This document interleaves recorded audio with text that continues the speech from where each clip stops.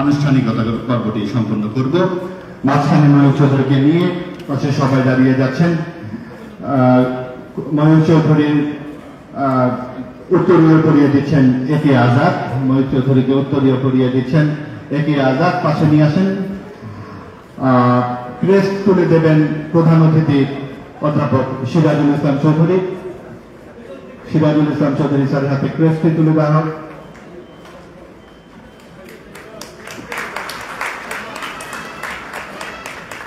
সম্মাননা স্মারক তুলে দেবেন অন্যতম জুরি ফয়জুল লতিফ চৌধুরী।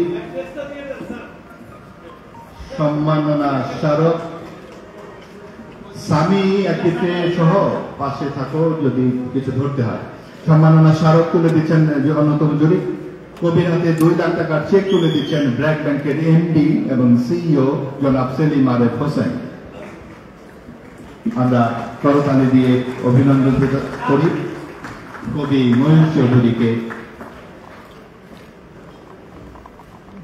তার নিভৃত মৃদু কবিতা একান্ত খুব হৃদয়ের কাছাকাছি।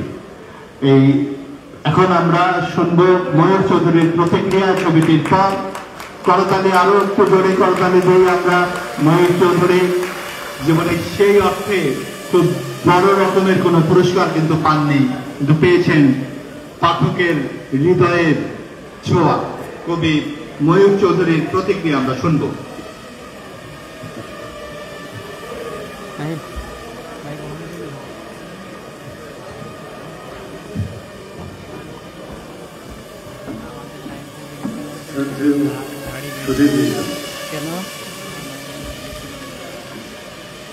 আজকে এই অনুষ্ঠানে আসবার আগ পর্যন্ত আমার মনের অবস্থা এবং মনোভাব দুটোই অন্যরকম ছিল, কিন্তু এখানে এত গুণীজন দেখেছি, যাদেরকে আমি দূর থেকে দেখেছি, ছবিতে দেখেছি, আজকে তাদেরকে একটি কক্ষের মধ্যে একতাবদ্ধভাবে দেখেছি। তারপরেও এই সমস্ত একক সত্তা ব্যক্তিত্ব যারা আমাকে দীর্ঘকাল ধরে মুগ্ধ করেছেন, আমি তাদের বয় ঘনিষ্ঠ, তাদের সকলের প্রতি আমি আমার অন্তরের শ্রদ্ধা জ্ঞাপন করছি। আজকের এই অনুষ্ঠানের যারা আয়োজন করেছেন তারা আমার শুভেচ্ছা নিন।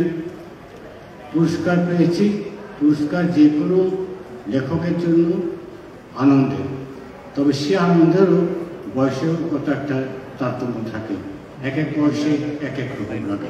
ক্লাস 1-এ পাওয়া সে একটা কাঁচের গ্লাস আমার আজও মনে আছে, ওটা আমাকে সবচেয়ে বেশি আনন্দিত করেছে। তেমনি এই সাহিত্য পুরস্কার আমি যখন নিতে যাচ্ছি, আমি জানি না এত বয়সে এসে আমার এখন 82 বলছি, 74 বছর চলছে, যে পাচ্ছি সেটা আনন্দের, কিন্তু ওই আনন্দ ছোটবেলার সেই কাঁচের গ্লাসের মতো মনে হচ্ছে না, সত্যি কথাই বলছি। তবে জুরি বোর্ডে যারা ছিলেন, যারা মনে করেছেন যে কবিতার জন্য আমি একটু স্বীকৃতি পেতে পারি, তাদের সবার প্রতি আমার আন্তরিক কৃতজ্ঞতা নিবেদন করছি। আর আমার পাঠকদের যারা আমার গুণগ্রাহী কিছু আছেন, তাদের কাছে বার্তাটা পৌঁছে দিতে চাই যে যার কল্যাণ কামনা করেছেন আপনারা দীর্ঘকাল ধরে, আজ তিনি সম্মানিত বোধ করছেন একটি কক্ষে অনেক গুণীজনের সামনে। এটি আমার জন্য পুরস্কার, আমার আনন্দই আবার পুরস্কার, আমার অন্য কিছুই নয়। সবাই ভালো থাকুন, সবাইকে ভালো রাখুন, এটুকুই চাই। আমি সবাইকে কৃতজ্ঞতা জানিয়ে আমার কথা শেষ করব।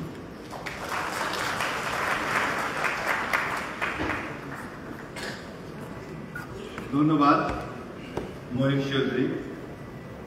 এবার আমরা চলে যাব প্রবন্ধ, আত্মজীবনী, ভ্রমণ ও অনুবাদ শাখায় বিজয়ী নাম ঘোষণা ও পুরস্কারে। নাম ঘোষণা করবেন জুরি বোর্ডের অন্যতম সদস্য ফয়জুল লতিফ চৌধুরী। আসসালামু আলাইকুম। ব্র্যাক ব্যাংক সমকাল সাহিত্য পুরস্কার 2022 প্রবন্ধ, গবেষণা, আত্মজীবনী ও অনুবাদ শাখায় বিজয়ী হয়েছেন পাবন্দি এবং গবেষক বেগম অধ্যাপিকা বেগম আক্তার কামাল। গ্রন্থটির নাম কবিতার নান্দনিকতা, প্রাচীন যুগ এবং মধ্যযুগ, প্রকাশক কথা প্রকাশ। ধন্যবাদ। ধন্যবাদ, অভিনন্দন বেগম আক্তার কামাল। আমরা বেগম আক্তার কামালের উপর নির্মিত ছোট্ট একটি তথ্যচিত্র দেখে নেব।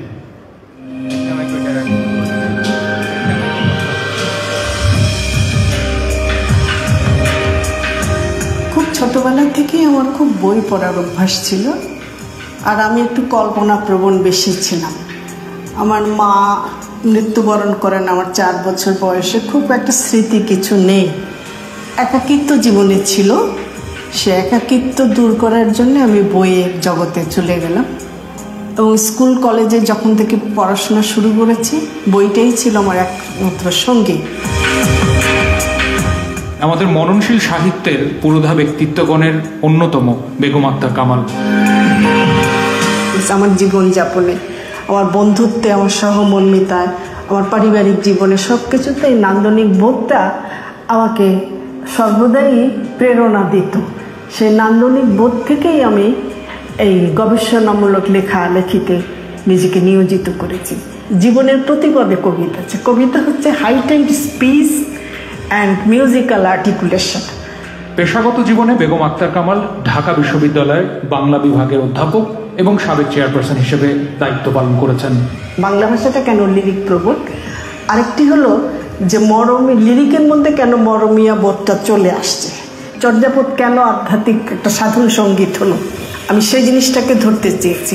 শ্রীকৃষ্ণ কীর্তন, ইউসুফ জলেখা, তারপরে পদাবলী, যে লাভিং অ্যান্ড ক্রিয়েটিভ একটা ব্যাপার রয়ে গেছে, যেটা আর্ট অফ লাভিং। ভালোবাসাকে এত গভীরভাবে বিচিত্র রসে, রূপে, রঙে, বর্ণনায় তাকে এইভাবে ছন্দায়িত করা যায়।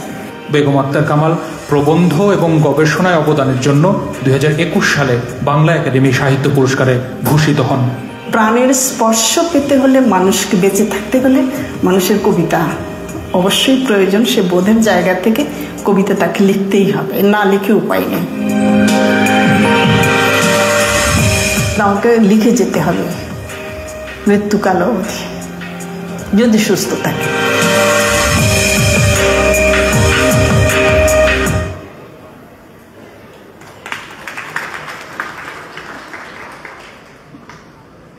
অভিনন্দন বেগম আক্তার কামাল, আপনাকে। অনুগ্রহ করে আপনি মঞ্চে আসুন। আমরা করতালির মাধ্যমে বেগম আক্তার কামালকে অভিনন্দন জানাই। বেগম আক্তার কামাল বাংলাদেশের প্রবন্ধ মননশীল সাহিত্যের একটি বড় নাম। তিনি আসছেন আমাদের মঞ্চে। আমরা আক্তার কামালের হাতে পুরস্কার আদি তুলে দেব। বেগম আক্তার কামালকে মাঝখানে নিয়ে আমাদের অতিথিবৃন্দ, আগে আমরা পুরস্কার বিতরণ করি। জি জি, লেখক উত্তরীয় করিয়ে দেবেন সেলিনা হোসেন। সেলিনা আপার হাতে উত্তরীয়টি। সেলিনা আপা উত্তরীয় করিয়ে দিচ্ছেন বেগম আক্তার কামালকে।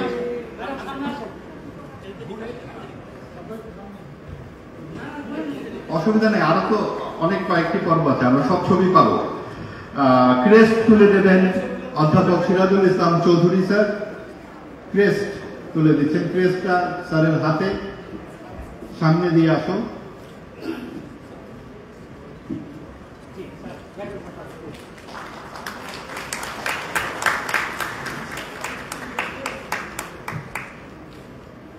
সম্মাননা স্মারক তুলে দেবেন ব্র্যাক ব্যাংকের এমডি।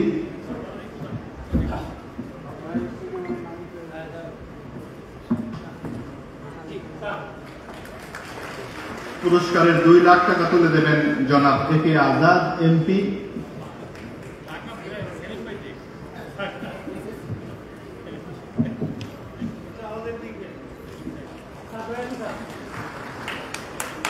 পুরস্কৃত লেখক বেগম আক্তার কামালকে আমরা জোর করতালি দিয়ে অভিনন্দন জানাই। শুনব আক্তার কামালের প্রতিক্রিয়া।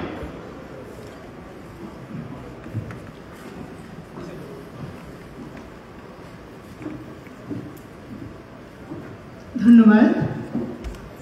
আজকের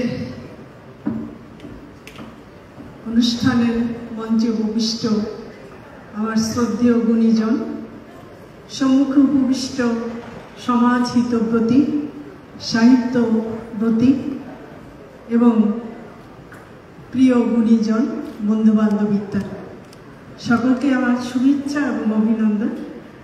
আমি আজকে যে পুরস্কারে ভূষিত হলাম এর জন্য আমি আনন্দিত এবং কৃতজ্ঞ। ব্র্যাক ব্যাংক এবং সমকালকে আমি সেজন্য কৃতজ্ঞতা জানাচ্ছি। পুরস্কার মানুষকে আনন্দ দেয়, যিনি লেখালেখি করেন তাকে এই পুরস্কার আরও বেশি লেখার দায়িত্ব অর্পণ করে এবং মনে হয় যেন পুরস্কারই সমাপ্ত না হয়ে আমাকে একটি দায়িত্ব দেওয়া হলো যে সামনে এগিয়ে যাও। সে এগিয়ে যাওয়ার ঘটনাটি আমার জীবনে ঘটেছে, আজকেও ঘটল এবং ভবিষ্যতে আমি এই অনুপ্রেরণা কাজে লাগিয়ে আমি সামনের দিকে এগোতে চাই। সাহিত্য আমি মনে করি সহিতত্ত্ব, একের সঙ্গে অন্যের যোগাযোগ। এই একের সঙ্গে অন্যের যোগাযোগের ক্ষেত্রে আমার যে জার্নিটা, আমার সাহিত্যের পঠন পাঠন, দীর্ঘদিনের শিক্ষকতার অভিজ্ঞতা সব কিছু মিলে আমি কবিতার জগতে একটি ভ্রমণ করতে চেয়েছি, প্রাচীন যুগ থেকে বর্তমান 21 শতক পর্যন্ত। এই দীর্ঘ 1000 বছরের যে পরিক্রমা বাংলা কবিতার, সেই বাংলা কবিতার বৈশিষ্ট্যগুলোকে, ধরনগুলোকে, বিশেষ করে যে অগ্রগতি এবং এর যে নিজস্বতা, প্রাতিষ্ঠানিকতা, সেটিকে আমি আবিষ্কার করতে চেয়েছি। আমি মনে করি যে সাহিত্য পড়ে সাহিত্য জ্ঞান হয় না, সাহিত্য তত্ত্ব এবং সমালোচনা পড়ে সাহিত্য জ্ঞান অর্জন করা যায়। সেজন্য আমি তত্ত্বের জায়গাটি ধরতে চেয়েছি, কি আমাদের নন্দন তত্ত্ব এবং কি আমাদের জীবনবোধের সঙ্গে এই নন্দন তত্ত্বের সংযোগ কিভাবে ঘটে, আমার জাতি, আমার নৃতত্ত্ব, আমার ইতিহাস, আমার সভ্যতা, সংস্কৃতি সব কিছুর ভেতর থেকে কিভাবে এই কবিতার জগৎটি তৈরি হয়, যেখানে মিউজিক্যাল আর্টিকুলেশন এবং হাইটেন্ড স্পিচ কবিতায় ধরা দেয় বলে আমি মনে করি। সেইটি গড়ে ওঠে, সেই ইতিহাসকে আমি এখানে বলতে চেয়েছি। আমার এই সাহিত্যের প্রতি দায়বদ্ধতা আজকে আরও বেড়ে গেল, এজন্য আমি আবারও তাদের কৃতজ্ঞতা জানাচ্ছি। আর আমার অধিকাংশ গ্রন্থের প্রকাশক হচ্ছেন কথা প্রকাশনের কর্ণধার জসিমউদ্দিন। তার প্রেরণা এবং তাগিদেই আমার অনেকগুলো বই লেখা হয়েছে। বিশেষ করে আমি যেহেতু সৃজন বৃত্তির বোধ নিয়ে, সৃজন বৃত্তি দিয়ে আমি মননশীল লেখাগুলো লিখি, সেজন্য আমার পাঠক সংখ্যা একটু সীমিত এবং পাঠকেরা বলেন যে আপনার বই 2 বার পড়তে হয় আমাদের, তারপর আমরা উপলব্ধি করি। আমি বলি কেন? বলে যে প্রথমবার আমরা বইয়ের ডিসকোর্সটা বুঝি, কি বলতে চাচ্ছে, তারপরে বইয়ের নান্দনিক গদ্যটাকে আমরা আবিষ্কার করতে চাই। এবং একজন এই কথাটি বলা যদিও আমার জন্য একটু মানে ভালো নয়, তবুও কথাটি বলছি, যে নারীরা যে চিন্তাশীল হয়, মননশীল গদ্য লিখতে পারে, এটা আমাদের মনে হয় না। মনে হয় নারীরা শুধু কবিতা লিখে বা গল্প উপন্যাস লিখে। এবং আমাকে একজন বলেছিলেন আপনি পুরুষের মতো গদ্য লিখেন। আমি খুব রাগ করেছিলাম। আমি বলেছিলাম যে আমি পুরুষের মতো লিখি না, আমি লেখকের মতো লিখি।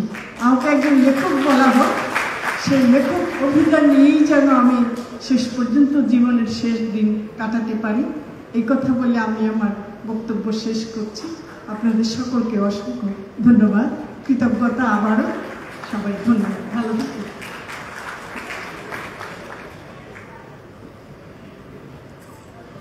ধন্যবাদ বেগম আক্তার কামাল আপনাকে।